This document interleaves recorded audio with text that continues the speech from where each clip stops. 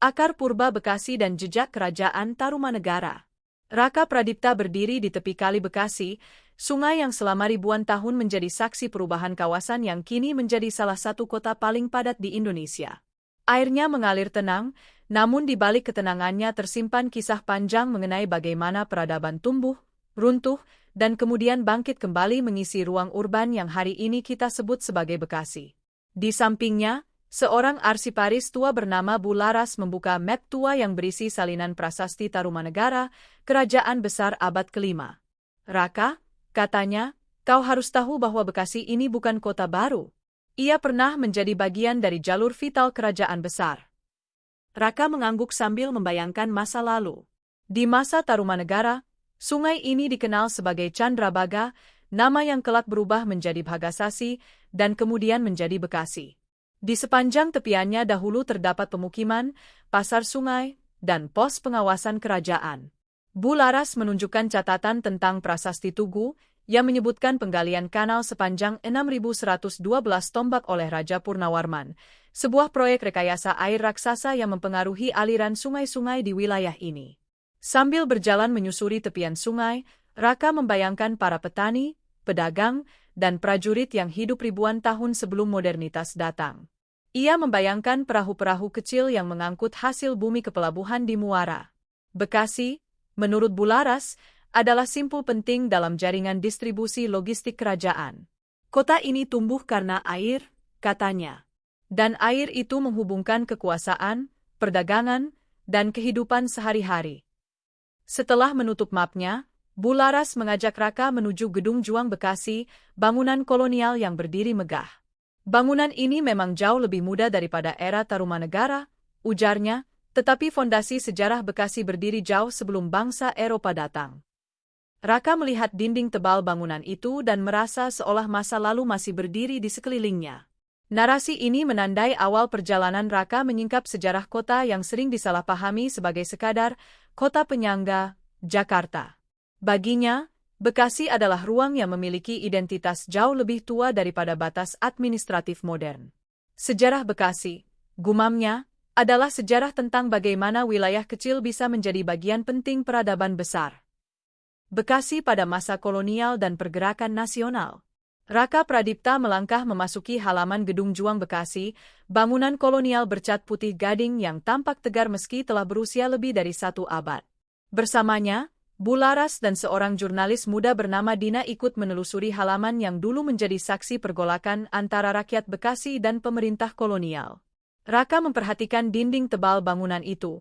Setiap goresan terasa seperti menyimpan suara masa lalu yang masih berbisik lirih. Disinilah para pejuang Bekasi dibawa untuk diinterogasi, kata Dina sambil merekam suasana sekitar untuk dokumentasi. Sorot matanya menunjukkan kekaguman, seolah tempat itu menyimpan sesuatu yang lebih dari sekadar artefak sejarah. Bu Laras mengangguk, lalu menunjukkan foto lama di tangannya, gambar pejuang Bekasi, termasuk pemuda-pemuda desa dari daerah Bulak Kapal hingga Tambun, yang ditahan saat mereka menentang tanam paksa dan kebijakan kolonial lain. Raka membayangkan suasana Bekasi kala itu. Jalanan masih berupa tanah merah, sawah terbentang luas, kereta kuda melintas membawa hasil bumi ke stasiun, dan di kejauhan, asap dari pabrik gula milik Belanda mengepul ke langit Kelurahan Jatiasih. Bekasi bukan kota, melainkan distrik agraris yang menjadi bagian dari wilayah administratif Batavia. Namun meski tampak sunyi, semangat perlawanan di antara penduduknya tidak pernah padam. Dari Gedung Juang, mereka bertiga berjalan menuju jembatan Bulak Kapal, yang pada masa kolonial menjadi jalur strategis antara Batavia dan Karawang. Disinilah, menurut catatan sejarah, sering terjadi penyergapan terhadap konvoi militer Belanda oleh para pejuang lokal. Bang Seno, sesepuh yang telah menunggu mereka di tepi jembatan, menyambut dengan senyuman. Sorot matanya menunjukkan kebijaksanaan yang terasah oleh pengalaman panjang sebagai penjaga cerita daerahnya. Dulu, jembatan ini lebih kecil, hanya papan-papan kayu, ujar Bang Seno. Tapi strategis, Nak Raka. Belanda sering lewat sini. Dan anak-anak muda Bekasi waktu itu tak tinggal diam. Ia lalu menceritakan kisah tentang Pangeran Papak, tokoh lokal yang memimpin serangan-serangan kecil terhadap pos kolonial di Bekasi Timur. Meski namanya tidak setenar tokoh nasional lain, namun keberanian dan taktik gerilyanya menjadi inspirasi bagi pemuda setempat. Raka menyimak dengan penuh semangat. Ia membayangkan bagaimana Bekasi menjadi ruang perlawanan yang hidup. Para petani meninggalkan sawahnya untuk bergabung dengan kelompok-kelompok yang menyampaikan pesan kemerdekaan secara sembunyi-sembunyi. Bahkan di Pasar Lama Bekasi, para pedagang ikan dan beras menggunakan kantong-kantong kecil untuk mengirim pesan rahasia. Bekasi, yang kini menjadi kota padat, dahulu adalah tempat para rakyat kecil menyusun mimpi besar tentang kebebasan. Perjalanan mereka berlanjut ke stasiun Bekasi Lama, jalur kereta tua yang dulu digunakan Belanda untuk mengangkut gula, beras, dan hasil bumi lain dari wilayah timur menuju Batavia. Namun bagi para pejuang lokal, jalur ini adalah sarana untuk menyelundupkan senjata, kabar pergerakan nasional, dan bahkan orang-orang penting yang sedang dikejar pasukan kolonial. Suara roda kereta yang berderit di rel tua kini menjadi gema kenangan akan masa-masa penuh ketegangan. Dina menyalakan kameranya, merekam rel kereta yang membentang lurus ke arah Jakarta. Rasanya aneh, katanya, bahwa jalur yang dulu menjadi saksi penyelundupan pejuang sekarang hanya menjadi tempat orang berangkat kerja ke Jakarta setiap pagi. Raka tersenyum, menyadari bagaimana waktu mengubah peran sebuah lokasi, namun tidak pernah menghapus cerita yang melekat di dalamnya. Bang Seno kemudian menambahkan, Bekasi itu keras kepala, nak. Dari dulu, rakyatnya selalu bergerak. Bahkan sebelum Indonesia merdeka, Bekasi sudah punya peran sebagai wilayah yang menjaga pintu timur Batavia. Kata-kata itu membuat Raka semakin yakin bahwa Bekasi bukan sekadar pinggiran dari kota besar, tetapi bagian penting dari dinamika sejarah nasional. Saat matahari mulai condong, mereka kembali ke Gedung Juang untuk menutup perjalanan hari itu. Raka menatap bangunan tua tersebut sambil menghela napas panjang. Bekasi, gumamnya, bukan hanya ruang urban yang tumbuh karena Jakarta. Ia punya perjalanan panjang sebelum modernitas datang. Dan narasi itu akan terus ia selidiki dalam perjalanan berikutnya, menuju babak yang lebih panas, masa revolusi.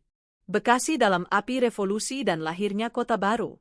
Langit sore di Bekasi mulai menguning ketika Raka Pradipta, Bularas, Dina, dan Bang Seno tiba di lapangan Tamboen, salah satu titik penting dalam sejarah pertempuran Bekasi pada masa revolusi kemerdekaan. Angin lembut berembus membawa aroma tanah yang baru tersiram hujan, seolah menggaungkan kembali masa ketika lapangan ini bukan sekadar ruang publik, melainkan medan perjuangan yang penuh ketegangan. Bang Seno berhenti di tengah lapangan, lalu menunjuk ke arah utara. Di sana, katanya dengan suara berat, dulu para pasukan patriot Bekasi mengatur strategi untuk menghalau pasukan Nica yang ingin kembali menguasai wilayah ini. Raka memperhatikan hamparan itu, membayangkan pemuda-pemuda berpakaian seadanya yang berdiri dengan bambu runcing, senjata rampasan, dan semangat yang tak terbendung.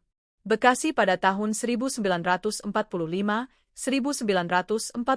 bukan daerah tenang. Daerah seperti Jembatan Cikarang, Tambun, Bulak Kapal, hingga pinggiran Kali Bekasi menjadi arena pertempuran sengit. Bularas membuka arsip yang dibawanya, potongan surat kabar tua yang memuat berita tentang perlawanan rakyat Bekasi yang dipimpin oleh tokoh lokal seperti K.H. Khairuddin, Lurah Kampung Teko, dan berbagai pemuda yang namanya tidak tercatat, tetapi jasanya tetap hidup dalam ingatan masyarakat. Raka mengambil salah satu lembar arsip itu dan membaca pelan. Ia membayangkan bagaimana setelah proklamasi dikumandangkan pada 17 Agustus 1945, rakyat Bekasi langsung bergerak cepat. Mereka menduduki pos-pos Jepang, mengambil senjata, dan membentuk laskar-laskar rakyat. Pergerakan ini dilakukan tanpa instruksi pusat, Bekasi bergerak karena rakyatnya ingin mempertahankan kemerdekaan yang baru saja lahir. Bekasi adalah pintu timur Jakarta, kata Bularas. Jika Bekasi jatuh, maka Jakarta dalam bahaya. Itu sebabnya pertempuran di sini begitu sengit. Dina mengangguk sambil mencatat setiap detail, memastikan cerita itu tidak hilang begitu saja. Mereka kemudian melanjutkan perjalanan ke Gedung Papak, sebuah bangunan tua yang menjadi markas Laskar Rakyat pada awal revolusi. Dinding-dindingnya yang retak memantulkan cerita tentang strategi, rapat malam, dan pemuda-pemuda yang bersiap menghadapi fajar dengan ketidakpastian. Di salah satu ruangannya, Raka merasakan getar sejarah yang sulit dijelaskan. Begini rasanya berada di ruang yang pernah digunakan untuk mempertaruhkan masa depan, gumamnya. Bang Seno kemudian membawa mereka ke jembatan Cikarang Lama, tempat legenda lokal tentang penyergapan pasukan Nica terjadi. Saat mereka berdiri di atas jembatan, suara air sungai mengalir lembut, jauh dari ingar-bingar peluru yang pernah meletup di tempat itu. Di sini, ujar Bang Seno, pasukan Bekasi menahan laju pasukan Belanda yang ingin masuk dari timur. Mereka kalah dari segi senjata, tapi bukan dari segi tekad. Raka membayangkan malam itu. Kabut tipis menutupi sungai, suara langkah para pejuang yang menyelinap di balik pepohonan, dan dentuman senjata yang pecah di tengah kegelapan. Bekasi, tanah agraris yang dulu sunyi, berubah menjadi benteng perlawanan yang melindungi Jakarta dari ancaman kolonial yang ingin kembali. Setelah 2 tahun bergelora, perjanjian-perjanjian diplomatik dan tekanan internasional akhirnya meredakan sebagian pertempuran. Namun, luka dan jejak perjuangan tetap melekat di Bekasi. Jalan-jalan yang kini ramai dipenuhi kendaraan pernah menjadi jalur evakuasi, tempat sembunyi, dan medan tempur. Saat senja hampir habis, Dina menatap ke arah kota Bekasi yang mulai menyalakan lampu-lampu malam. Sulit dibayangkan bahwa kota yang macet dan sibuk itu dulu adalah medan pertempuran, katanya. Raka tersenyum tipis. Justru itu, ujarnya, kota modern tidak pernah tumbuh dari ruang kosong. Ia lahir dari tanah yang menanggung begitu banyak sejarah. Dengan pemahaman baru, mereka pun melanjutkan perjalanan, sebab kisah Bekasi tidak berhenti pada revolusi. Setelah merdeka, kota ini memasuki fase baru, era industrialisasi yang mengubah wajahnya selamanya. Ledakan industri Cikarang dan transformasi Bekasi modern. Pagi itu, Raka Pradipta dan rombongan kecilnya, Bu Laras, Dina, dan Bang Seno, berada di tepi kawasan Cikarang Industrial Estate, hamparan pabrik dan gedung-gedung logistik modern yang seolah tidak pernah tidur. Mesin-mesin berdentum, truk hilir mudik, dan ribuan pekerja dengan seragam rapi memenuhi gerbang industri. Raka terpaku, mencoba menghubungkan suasana ini dengan kisah yang mereka ikuti beberapa hari terakhir, Bekasi agraris, Bekasi kolonial, Bekasi revolusioner. Kini, yang berdiri di hadapannya adalah Bekasi Industri, salah satu kawasan manufaktur terbesar di Asia Tenggara. Bang Seno berdiri di sampingnya, menghela napas panjang. Dulu sini cuma sawah, nak, airnya jernih. Kalau sore, anak-anak kampung mandi di kali, ujarnya sambil menunjuk ke arah jalan besar yang kini dipenuhi kendaraan berat. Tapi semuanya berubah sejak tahun 1980-an. Pemerintah membuka kawasan industri pertama, investor masuk, dan Bekasi berubah dalam hitungan tahun. Bu Laras membuka arsip foto yang dibawanya, gambar Cikarang pada tahun 1975 dengan hamparan sawah seluas mata memandang, lalu foto tahun 1990 yang memperlihatkan pabrik-pabrik pertama mulai berdiri. Inilah titik balik Bekasi, katanya. Saat Jepang, Korea, dan Eropa mulai menjadikan Bekasi pusat produksi elektronik dan otomotif, wajah kota ini tidak pernah kembali seperti dulu. Raka menyerap setiap informasi. Ia menyadari bahwa dinamika Bekasi bukan hanya sejarah pertempuran atau perjuangan, tetapi juga perjalanan ekonomi yang begitu cepat dan dramatis. Bersama rombongan, ia memasuki kawasan Egypt, East Jakarta Industrial Park, salah satu kawasan industri tertua dan paling berpengaruh di Bekasi. Di dalamnya terdapat pabrik-pabrik besar yang memproduksi barang-barang yang dikirim ke seluruh dunia. Dina mengarahkan kameranya ke ribuan karyawan yang keluar dari pintu gerbang, sebagian menuju halte bus karyawan, sebagian lagi ke warung-warung kecil yang berjajar di pinggir jalan. Cikarang ini seperti kota dalam kota, ujar Dina. Ada pekerja dari seluruh Indonesia. Bahkan banyak yang datang dari luar negeri. Raka mengangguk, menyadari bahwa bekas tanah agraris itu telah menjadi rumah bagi jutaan orang yang berharap mengubah nasib. Mereka kemudian menuju Cikarang Dry Port, pelabuhan darat modern yang menjadi pusat logistik terbesar di Indonesia bagian barat. Kontainer warna-warni tersusun bagai dinding raksasa, kren otomatis bekerja tanpa henti memindahkannya dari truk ke kereta. Suasana di sana terasa seperti ruang masa depan, gerak cepat, presisi, dan serba terhubung. Bekasi itu sekarang jantung industri, ujar Bu Laras. Sumbangannya terhadap ekonomi nasional sangat besar. Tidak mengherankan jika jumlah penduduknya terus melonjak. Banyak yang datang mencari pekerjaan, dan mereka menetap. Raka kemudian memandang ke arah barat, ke wilayah yang berbatasan langsung dengan Jakarta. Ia melihat deretan apartemen baru, perumahan klaster, pusat perbelanjaan besar, dan jalan-jalan yang padat. Ini bukan lagi kota penyangga, gumamnya. Bekasi sudah menjadi kota megapolitan yang berdiri sendiri. Bang Seno tersenyum kecil. Betul, Nak. Orang dulu mungkin memandang Bekasi sebagai wilayah pinggiran. Tapi lihatlah sekarang. Dari kota agraris berubah jadi kota industri. Dari daerah sunyi berubah menjadi kawasan urban yang tak pernah mati. Perjalanan mereka berlanjut ke Mekarta, proyek kota baru yang sempat menjadi sorotan nasional. Meski kontroversial, bangunan-bangunan pencakar langit yang menjulang memberikan gambaran jelas bahwa Bekasi bergerak menuju wajah metropolitan modern. Raka berdiri memandang gedung-gedung tinggi itu sambil membayangkan bagaimana tanah yang dulu sunyi kini dipenuhi ambisi urban raksasa. Dari sana, mereka menuju tol Jakarta Cikampek, jalur vital yang menjadi urat nadi ekonomi Indonesia.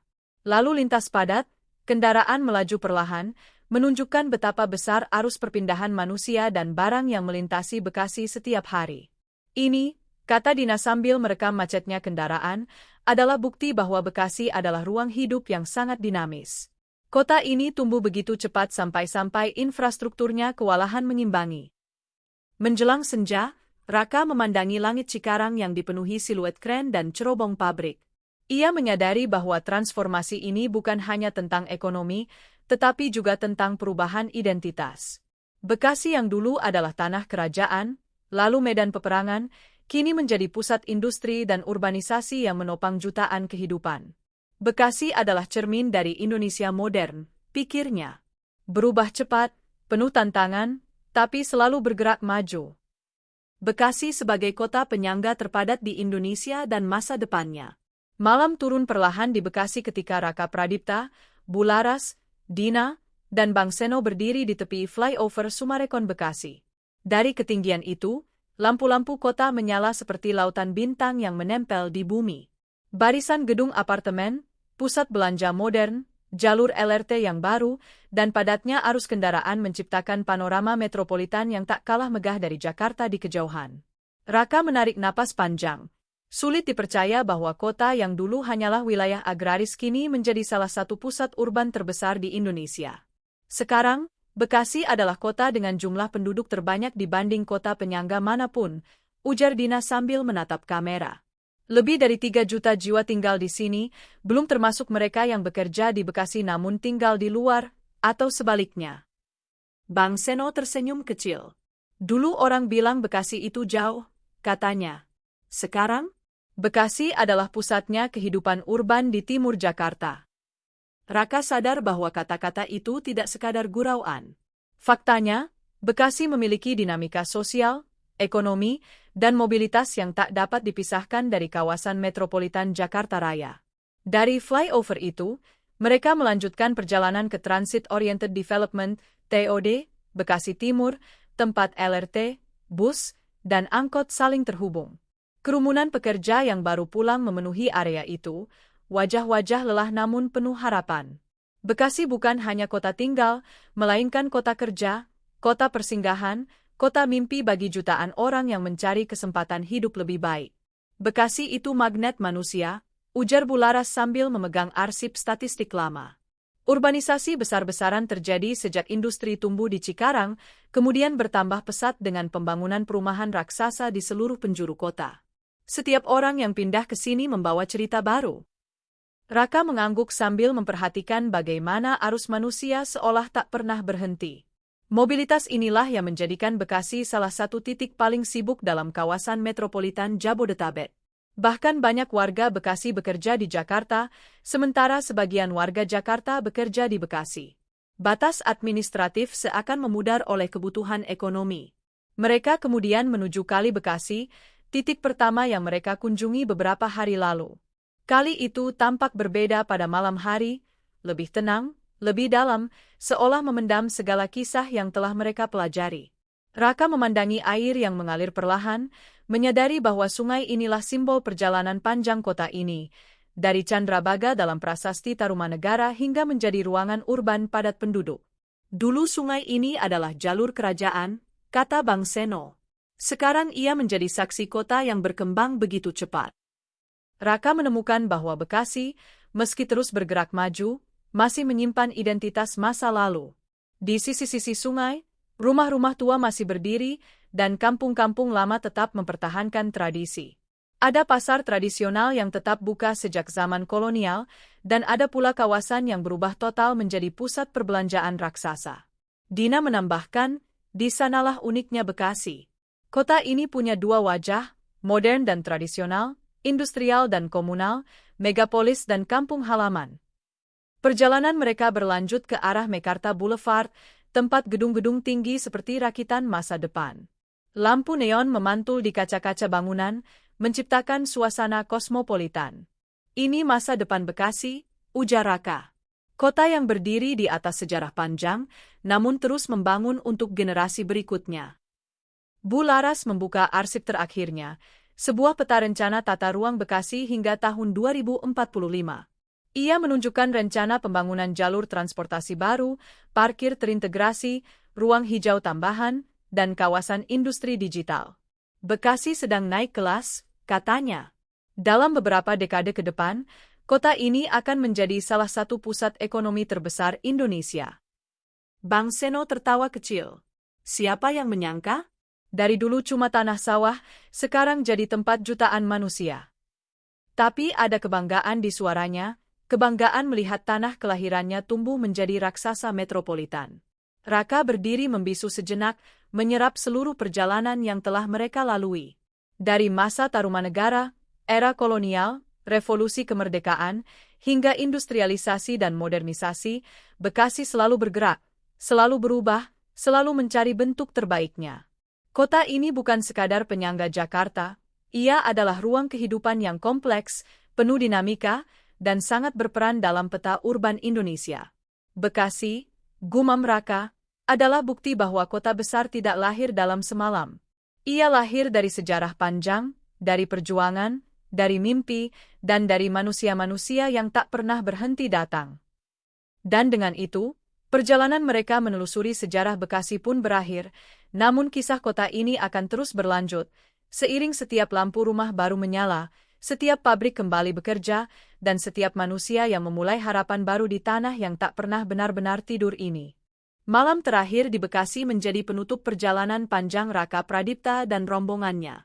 Dari tepian Kali Bekasi yang menyimpan jejak kerajaan kuno, hingga hiruk-pikuk kawasan industri Cikarang yang menggerakkan ekonomi modern, mereka menyaksikan bagaimana kota ini tumbuh, berubah, dan bertahan.